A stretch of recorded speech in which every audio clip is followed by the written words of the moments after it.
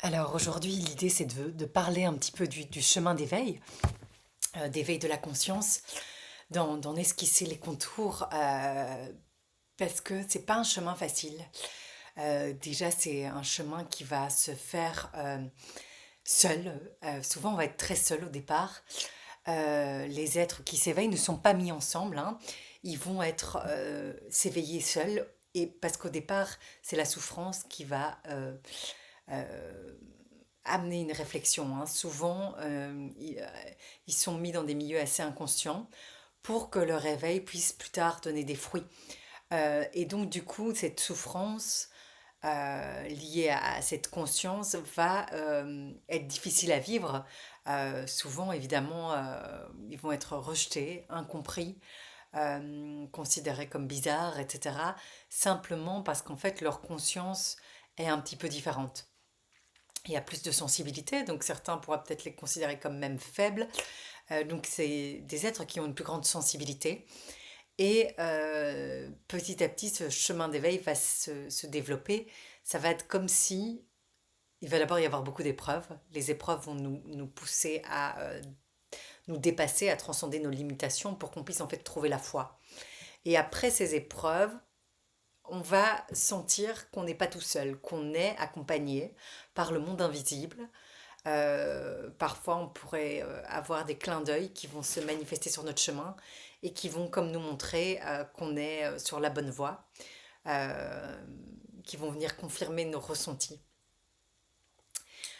Et ça, c'est pour aller vers notre meilleure destinée, notre destinée éveillée, euh, pour pouvoir voir les choses telles qu'elles sont et non telles qu'on voudrait qu'elles soient.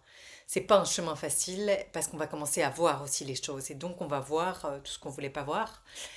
Déjà, on va devoir sortir de toutes nos illusions parce que l'homme inconscient ne vit que dans des illusions et donc ça va être pas facile parce que il y a des choses qui vont s'écrouler. Alors souvent, c'est dans nos relations hein, que ça fait mal, parce que là, on va voir ce qui est au lieu de ce qu'on voudrait voir. Et parfois, c'est très douloureux, on n'a juste pas du tout envie de voir la vérité, parce que ben, c'est très désagréable, et ça veut dire qu'il y a des changements de vie à faire aussi, qu'on est parfois prêt, ou parfois pas, parfois on a peur, etc.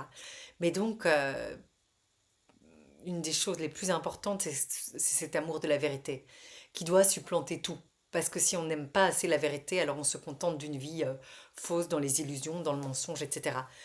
Au plus l'être va s'éveiller, au plus il va vouloir la vérité, la lumière, et il y a cette quête de vérité profonde et d'amour vrai, d'une vie vraie en fait, de relations vraies, et pas se contenter d'une vie fausse, basée sur des jeux de rôle, basée sur des faux semblants, où les gens sont identifiés à des rôles, où ils manipulent plus ou moins socialement, etc.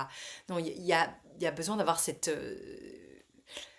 aspiration à une vie vraie. Et à ce moment-là, on est guidé et on va vivre des transformations intérieures, hein. D'abord à travers l'épreuve qui vont nous permettre de voir ce qui est, qui vont nous permettre d'entrer dans un voir de plus en plus profond et on va voir les choses. Donc c'est un chemin qui est confrontant, hein, qui est pas facile, qui passe par la souffrance, par la transformation intérieure et petit à petit on va de plus en plus se transformer jusqu'à être de plus en plus nous-mêmes. C'est un petit peu comme un oignon, c'est comme si on enlève les plures de l'oignon au fur et à mesure des épreuves et petit à petit on va toucher le noyau profond de l'être.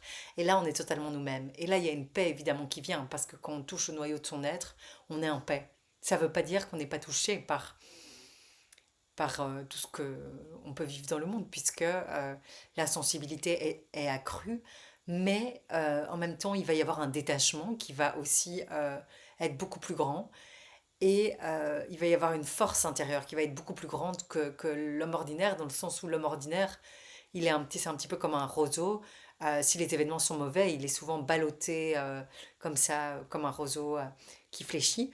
Tandis que l'être qui s'éveille, lui, et qui est éveillé, il va être comme un roseau, il va être bien ancré. Et donc, quand les événements sont difficiles, il va rester beaucoup plus ancré dans son axe. Et donc, petit à petit, on va voir de plus en plus les choses telles qu'elles sont. Et c'est ça l'amour, en fait, c'est d'aimer tout en voyant ce qui est. C'est un chemin très exigeant, très très exigeant, mais qui donne une joie, qui va donner la joie de l'être, hein, de la réalisation de l'être au final, et la foi, hein. Donc c'est ça le chemin qu'on appelle le chemin vers le soi, le chemin de la divinisation de l'homme. Donc c'est un chemin qui est de toute beauté, mais c'est pas facile parce qu'on va être désécurisé, on va devoir lâcher tout ce à quoi on s'accrochait, tout ce qui nous sécurisait, et accepter de nous abandonner pour rentrer dans ces transformations et dans une version plus élevée de nous-mêmes. Donc à chaque étape, on va devoir lâcher. Et on va devoir lâcher dans l'avoir, mais en même temps, on va gagner en être trait, on va se sentir de mieux en mieux. Et on va à chaque fois être testé. À chaque étape du chemin, il va y avoir des épreuves qui vont nous tester pour voir si on peut grandir en sagesse et en amour, en fait. Donc, mais c'est un chemin de grande transformation, bouleversant, et qui donne aussi, euh, en tout cas, qui fait ressentir un amour infini, qui dépasse toutes les limitations.